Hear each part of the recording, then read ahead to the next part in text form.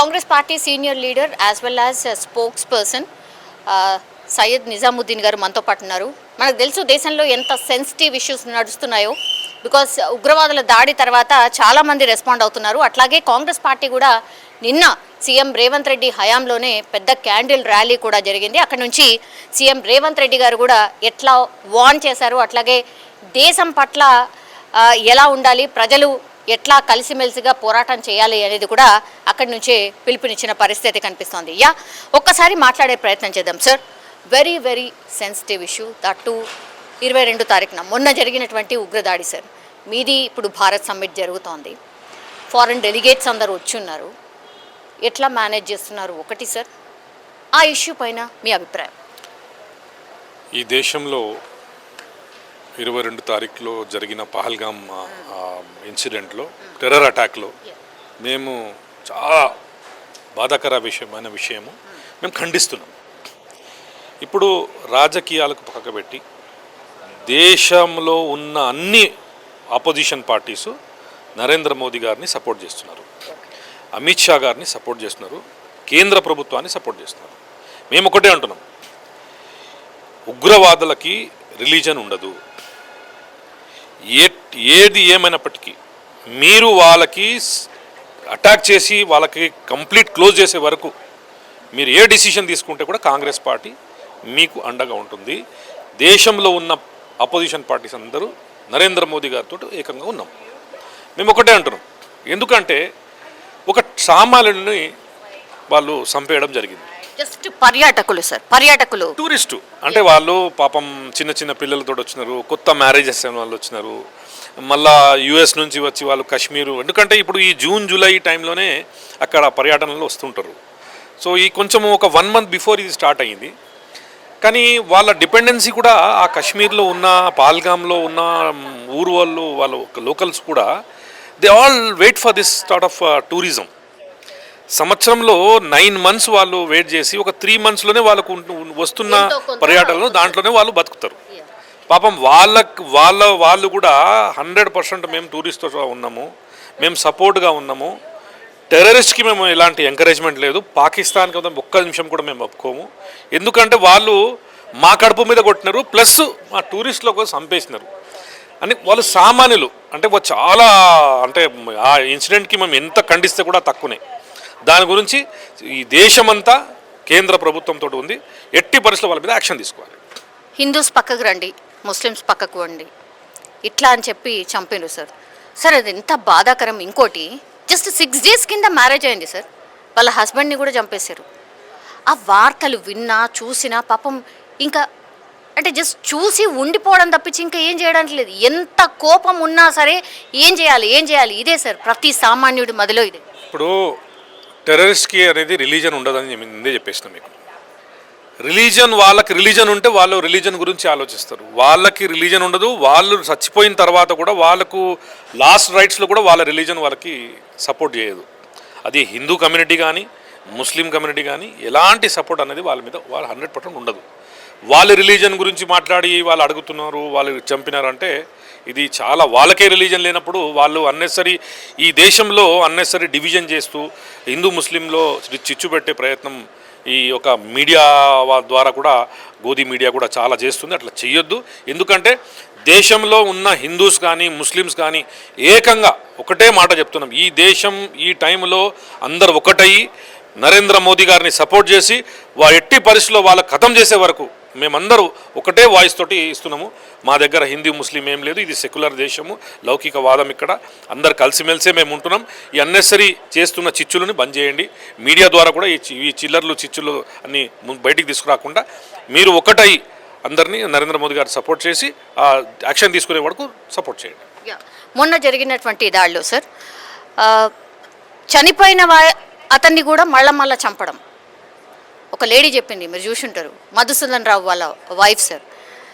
అసలు తను ఎక్స్పెక్ట్ కూడా చేయలేదు, ఇలా కిందికి కూర్చుండిపోయారంట. వాళ్ళ హస్బెండ్ని కాల్చిన దాకా కూడా ఆమెకు తెలియలేదు సార్. హృదయ విదారకం సార్. మినీ స్విట్జర్లాండ్గా పేరున్నటువంటిది ఇప్పుడు పూర్తిగా రక్తసిక్తం అయిపోయిన పరిస్థితి. ఎవరైనా పోతారా సార్ టూరిజంకి? మళ్ళీ పోతారా ఎవరైనా? టెర్రరిస్ట్ అంటే ఇన్హ్యూమన్ అండి, వాళ్ళకి హ్యూమానిటీ అనేది ఉండదు.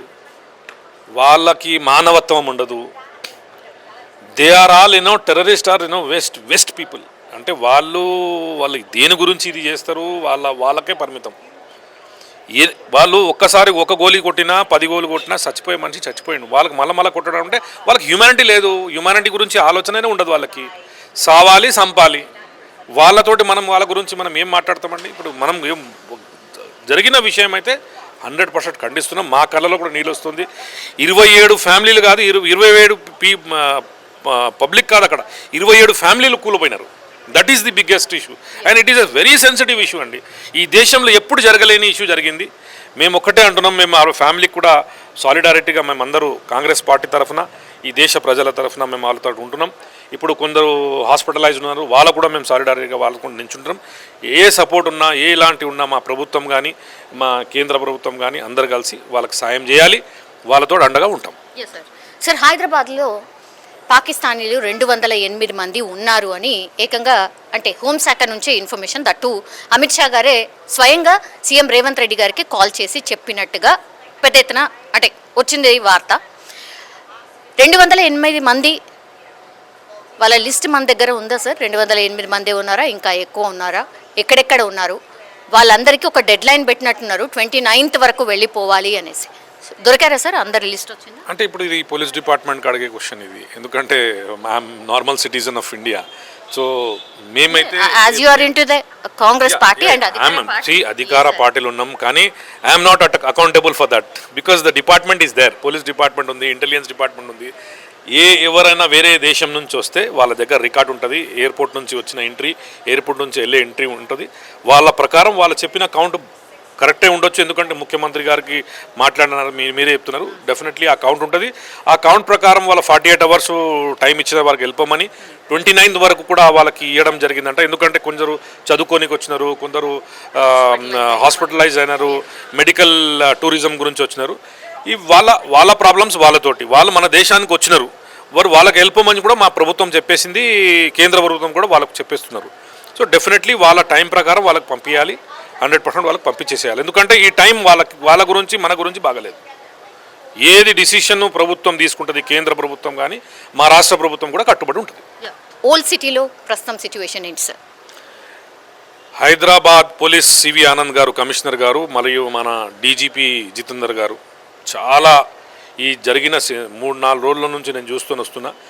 మన దగ్గర ఇప్పుడు ఫారెన్ డెలిగేట్స్ ఉన్నారు. సైబరాబాద్లో మన అవినాష్ మహంతి గారు యాజ్ ఏ కమిషనర్ ఉన్నారు. నిన్న కూడా ఫారెన్ డెలిగేట్స్కి సెక్యూరిటీ పెంచి వాళ్ళకి కాన్వే ఇచ్చి మన అక్కడ ఇందిరాగాంధీ స్టాచ్యూ వరకు కూడా పంపించడం జరిగింది. చాలా మంచి నిఘా పెడుతూ, చాలా సెన్సిటివ్ సిచ్యువేషన్ని హ్యాండిల్ చేస్తూ మా సివి ఆనంద్ గారు కానీ, అవినాష్ మహంతి గారు కానీ, మా జితేందర్ గారు కానీ చాలా బాగా చేస్తున్నారు. ఇంకా బాగా చేయాలి, ఎలాంటి అంటువాడు ఇన్సిడెంట్ కాకుండా చూసుకోవాలని మా పోలీసు వాళ్ళతో రిక్వెస్ట్ చేస్తున్నాం. సార్, ఆక్టోపస్ బలగాలు రాబోతున్నాయి. బై ఈవినింగ్ వరకల్లా కొన్ని సెన్సిటివ్ ప్రాంతాలని కేంద్రం హై అలర్ట్ జోన్స్గా ప్రకటించింది. ఏపీ అండ్ తెలంగాణ రెండింటిని కూడా, అంటే రైల్వే స్టేషన్స్, బస్ స్టేషన్స్ ఇట్లా ఉన్నాయి సార్. నాంపల్లి ఇట్లా కొన్ని ప్రాంతాలు ఉన్నాయి సార్. ఆక్టోపస్ వచ్చిన తర్వాత సేఫ్ జోన్లో ఉన్నట్ట, లేకపోతే ఆక్టోపస్ ఏ సిచ్యువేషన్లో వస్తుంది ఇన్ జనరల్? అంటే ఇప్పుడు ఈ దేశంలో ఇంత పెద్ద ఉగ్రవాది దాడి అయిన తర్వాత ఆక్టోపస్ యాక్టివిటీ అనేది చాలు అవుతుంది. గతంలో కూడా మనం చూసినాం, ఇలాంటి టెర్రర్ అటాక్స్ అయినప్పుడు ఆక్టోపస్ ఇమీడియట్లీ వాళ్ళు రావడము, వాళ్ళు వచ్చేసి సెన్సిటివ్ ఏరియాస్ని వాళ్ళు గేరావ్ చేసుకొని వాళ్ళ కంట్రోల్లో తీసుకొని వాళ్ళు చెక్ చేస్తారు. చేయాల్సింది కూడా ఎలాంటి అంటువాడు ఇన్సిడెంట్ కాకుండా సేఫ్ ఉండాలంటే ఈ తెలంగాణకు వచ్చిన పర్యాటకులు కానీ, తెలంగాణకు వచ్చిన ఫారెన్ డెలిగేట్స్ కానీ వాళ్ళు సేఫ్, ప్లస్ ఇక్కడ నివసిస్తున్న తెలంగాణ రాష్ట్ర ప్రజలు, ఈ దేశ ప్రజల గురించి ఇది చాలా మంచిది. 100% ఆక్టోపస్ రావాలి. వాళ్ళు సెన్సిటివ్ ఏరియాస్ని చూసుకొని వాళ్ళు ఎలాంటి అంటువార్డ్ ఇన్సిడెంట్ కాకుండా చూసుకోవాలి. వాళ్ళ బాధ్యత, ఇది డిపార్ట్మెంట్ బాధ్యత. 100% డిపార్ట్మెంట్ దానికి చూసుకుంటుంది. ప్రభుత్వాలు కూడా చాలా ఎలాంటి రాజకీయ విభేదాలు లేకుండా చాలా కట్టుబడి ఉన్నారు. అందరూ 100% కేంద్ర ప్రభుత్వాన్ని సపోర్ట్ చేస్తున్నారు. కేంద్ర ప్రభుత్వం ఏ డిసిజన్ తీసుకుంటే కూడా ఈ దేశ ప్రజలు ఒప్పుకుంటున్నారు. ఇవాళ అక్కడక్కడ కొంచెం దేవాలయాల మీద దాడులు జరగడం, ధ్వంసం చేయడం ఇట్లాంటి ఈ మధ్యకాలంలో చాలా పెద్ద ఎత్తున పెరిగిపోయినాయి సార్.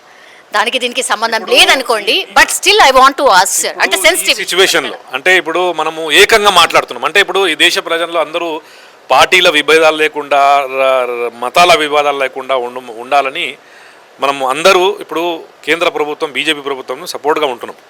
ఎందుకంటే బయట వాళ్ళు వచ్చి బయట దేశాల నుంచి వచ్చి మన దగ్గర మన పర్యాటకులని మన సామాన్యులను కొట్టేసినారు, టెర్రరిస్ట్ అటాక్ అయింది. దానివలన 100% మేము ఒకటే ఉన్నాం. ఈ టైంలో ఈ సోషల్ మీడియాలో యూజ్ చేస్తూ టెంపుల్ కానీ మస్జిద్ కానీ మదర్సాలు కానీ ముస్లిం పిల్లలకు కానీ హిందూ పిల్లలకు కానీ ఎవరికైనా ఇలాంటి అటాక్ చేసుకునే ప్రయత్నం చేస్తూ వాళ్ళ మీద మాట్లాడుతూ వాళ్ళ మీద తప్పు మాట్లాడుతూ ఇవన్నీ బంద్ చేయాలి. ఎందుకంటే ఈ దేశంలో మనకు ఉన్న పర్సనల్ విభేదాలు పక్కకు పెట్టి ఈ దేశ మనం డెవలప్మెంట్ గురించి దేశ సెక్యూరిటీ గురించి మనం ఏకమై ఉండాలని ఈ మీడియా ద్వారా నేను అందరిని కోరుతున్నా. హిందూ కోరుతున్నా, ముస్లింని కోరుతున్నా, సిఖ్ని కోరుతున్నా, ఈసాని కోరుతున్నా, అందరిది కోరుతున్నా. ఈ టైం మనకు ఈ విషయంలో మనము డివైడ్ అయ్యేది మంచిది కాదు. We have to be one and support to the central government and see that the terrorist should go back. We should take action. Lastly you want to tell public something sir? నేను ఒకటే అంటున్నా, ఈ టైంలో ఎలాంటి రాజకీయాల విభేదాలు లేకుండా, మతాల విభేదాలు లేకుండా, మనకున్న విభేదాలు లేకుండా అన్నీ పక్కకు పెట్టేసి దేశంలో ఒకటే ఉండి దేశ ప్రభుత్వంని సపోర్ట్ చేస్తూ ఈ ఉగ్రవాదులను పంపించే వరకు మనం ఎలాంటి విభేదాలు పెట్టుకోకుండా అందరు కలిసి ఉండాలని ఈ మీడియా ద్వారా నేను తెలియజేస్తున్నాను. Thank you so much.